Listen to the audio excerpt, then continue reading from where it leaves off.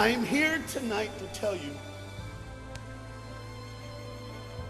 about a father who loved his son and a son who loved his dad.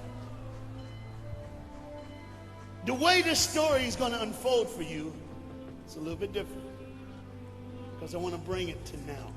You see, a dad would go home and he would go by the school, and every now and then he would pick up his son and say, son, why don't you go to work with me? The boy loved that. And when his dad would just come and pick him up, he was the happiest boy ever. He knew that he would get to spend the afternoon with his father at work, and he would get his coat, and they would walk, and he would bring hot chocolate for his son, for it's really cold, and they would go through. But this boy was different. This boy would see things. This boy wasn't normal. And when they were walking one afternoon going to where dad worked, this boy would notice things that other people wouldn't notice. He see things other people wouldn't see. He sees a man in a bathrobe in the middle of the street who's yelling at a second-story window. He sees a woman who's very angry at him and doesn't really want to hear what he says. This boy, as the rest of the world hustles by, he slows down. He sees the hurt and the pain. He sees the anguish and the sorrow. He sees the window close and a desperate man trying to get him. What he did doesn't matter.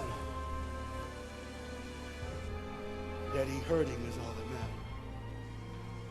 And this boy would see these things. His father rushes and gets him by the hand and says, let's go. Be late. He would stop and look one more time. Can I stop his pain? Can I stop her hurt? But the boy loved his father. They would go and they would catch the trolley. I think that's what you call it here. We call it a tram.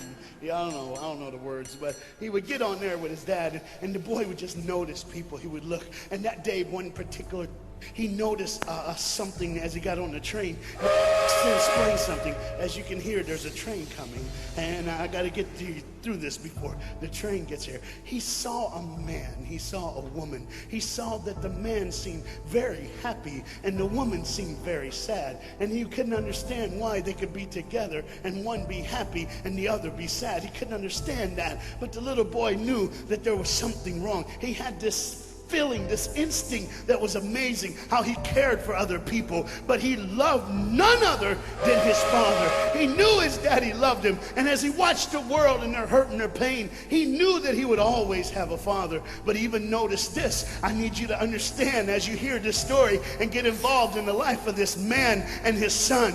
I need you to notice that there's no mom. As they walked through the woods, the boy would say to his father, Dad, what will I do when I grow up? What will I get to do? Will I get a cool job like yours? How will I work? He says, I don't know, but I want to change the world. I want to do something great. I want to do something wonderful. I want to help people. I want to do something that can change the lives of anyone. I just want to be that great. I just want to do something good. And as he walked with his dad would say, son, you will be great. You will be awesome. You will change the world. Your life is going to be incredible. There was a train coming. There's always a train. The train is called life. We're all on the train of life, just riding. Whether we realize the truth or not, whether we realize what's happening or not, we're all on that same train tonight. Only God has saw it fit for us to be in the same room, in the same car, for such a time as this. When they get to the edge of the train track, he could see where his father worked. You see the bridge? That's what his dad did. You see, the bridge was very, very important. Boats needed to come to the harbor to get off their goods so they could make money. But trains were coming with people going from one town to the next. Not many cars in Europe, so they couldn't use a lot of that. So many people, not enough roads. So everybody used that train to get from the town to town to get to work and to get home. And one day the train was coming by. What you have to understand is that boy loved going to work with his dad. He would stay right by the river's edge, and he would do what he loved to do the most. Let me explain that. He loved to fish. Anybody like to fish here? All the guys go, The dad looks at his boy and he says, son, now remember the rules. You got to stay right here because I can see you from the window right here. Don't get out of the sight of this window because you got to stay there so I know you're safe. Get you something good to eat. But as you can hear, the train's coming. The father's job was cool.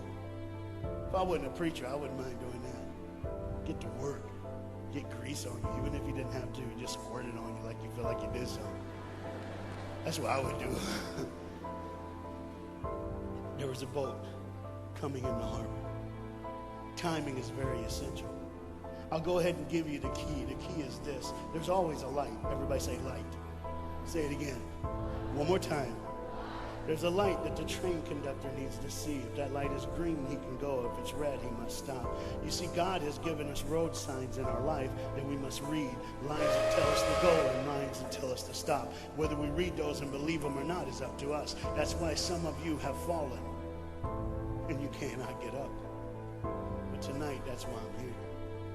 The boat needed to come through, so he called. And the man said, okay, I got time. It's a long time before the train should come. So he pulls the lever, as you just saw, and the big, huge steel bridge, the gears started turning. They started cranking the steam. All of a sudden, gears are moving, and that big, huge bridge is just starting to go up. As it rises higher and higher, he has to watch and make sure everything's set, everything's good, everything's fine. As he looks out the window, he can see everything, but the dad, being a good dad, keeps one eye on his work, but the other eye on his baby. One eye on the world, but the other eye on his children. You think God doesn't know where you are? He keeps one eye on his world and one eye on his child. No matter what you've done or where you've been, it's one eye on the world, but the other eye's on you. He's watched you and he's kept you. Even though your train is coming down the track, he understands that. And even though sometimes, I don't want to get ahead of myself.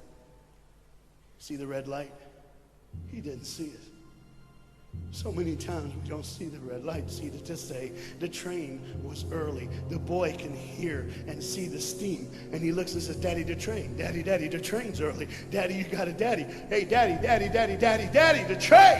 Daddy, the train's coming. But the dad was looking at the gears, making sure he had enough oil, making sure there was enough steam to get the bridge back down for the train. And the boy knew one thing. Now listen, the boy knew that his dad one time showed him where the trigger was. It was a red lever. If he pulls it, the train bridge would collapse down fast and the train would be able to come across. All the boy knew was there were people on that train. There were people that needed to be saved. There were people that had, some of them just with their friends having a good time, like everything's fine. They did not know that the bridge was up. They did not know what was coming. They're just living their life like you and me, just going down the road, just being our own thing, doing our own thing. And the dad all of a sudden hears the train coming. He looks and then he says, oh, my son. He looks out and his boy's gone. He's like, oh my God, where's my son? Where's my son? He got to figure out. He looks back just in time to see his son trying to save the day.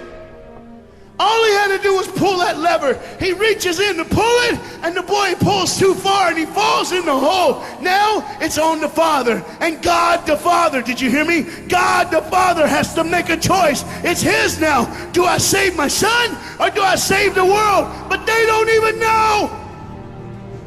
They don't even know. The greatest decision of his life. He could blame it on them not seeing the red light. He could blame it doesn't matter anymore. Pull the lever, save the world. Leave it up, save your son. For God so loved the world that he gave his only son.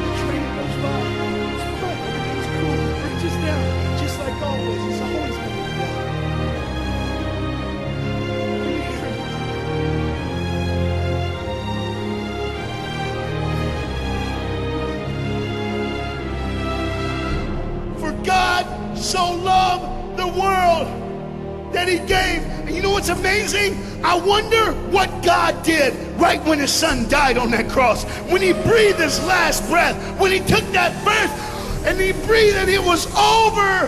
Here's what the Father would have looked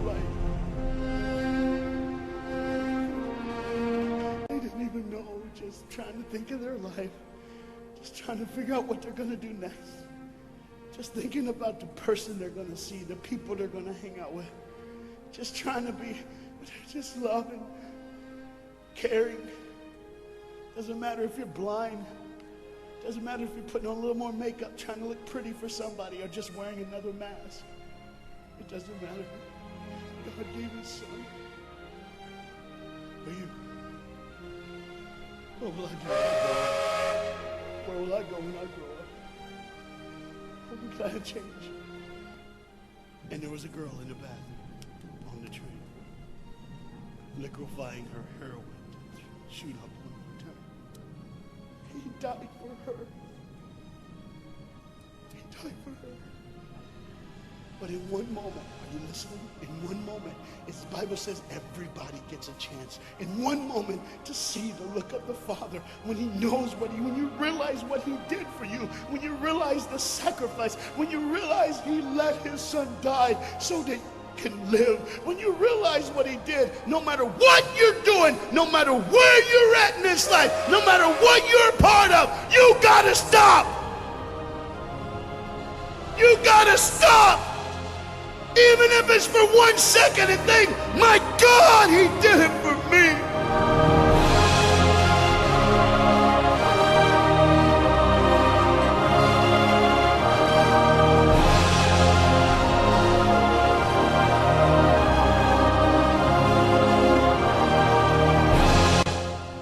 With all the pain, the hurt, the sorrow,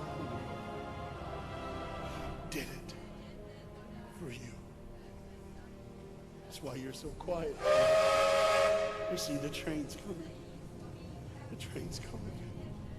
Everybody has things. You have ways of I don't want to do that. I don't want to, but why do I keep doing it? Even Paul said, why do I do?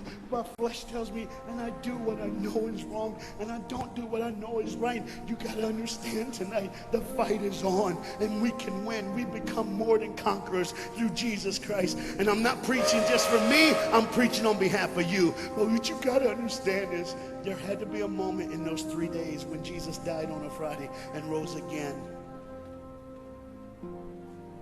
on a Sunday. There had to be this moment. Go ahead, look at the screen. When it was just God and his baby and his son.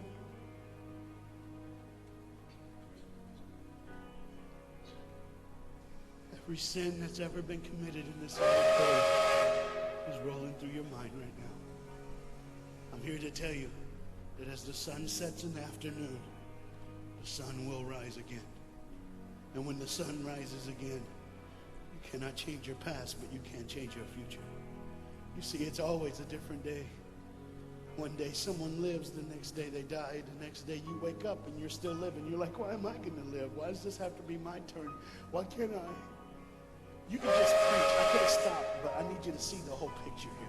You see, because when God the Father gave his only son, when Jesus Christ breathed his last breath and he died, he did it in a way that you can never ever say, you don't know me, you don't understand me, God don't understand my pain, God don't understand my sorrow. You see, that's the very train that boy was on. That's the very train that he was on. And as this dad remembers, look real close. You see the pictures of the people? Bam, there they are. But there's somebody added in the picture, isn't it? Bam, there they are. Do you see who's added in it? In every face of every person, Jesus is in their life. Why? Because when you're the greatest sacrifice, you always end up in everyone's life. No matter where they are, who they are, he did it so that you can say he was there all the time,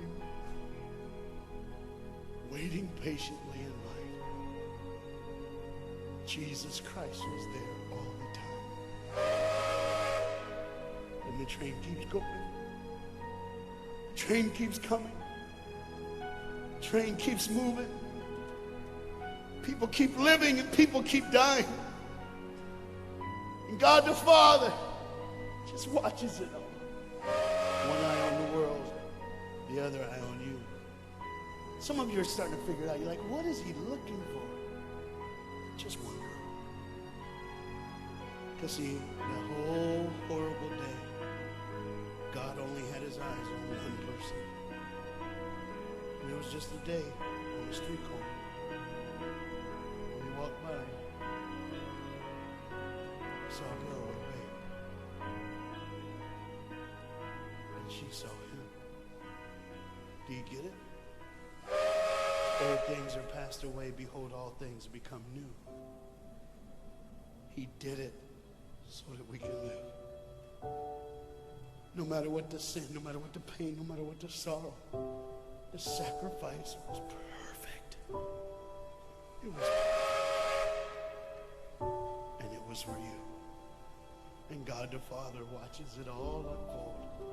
And all he can say is one word.